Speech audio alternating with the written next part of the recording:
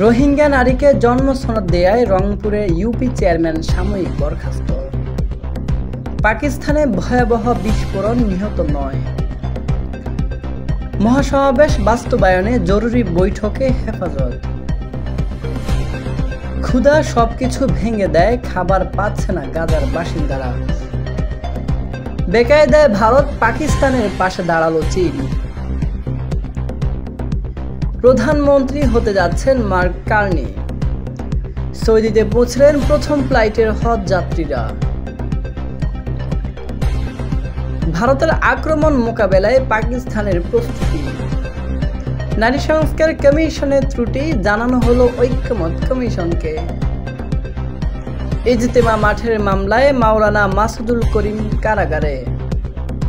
কারাগারে পাঠানোর নির্দেশের পর জামিন পেলেন মাওলানা মাসুদুল করিম। হেফাজতের মহাসমাবেশ সফলে সাভারে ওলামা সম্মেলন অনুষ্ঠিত।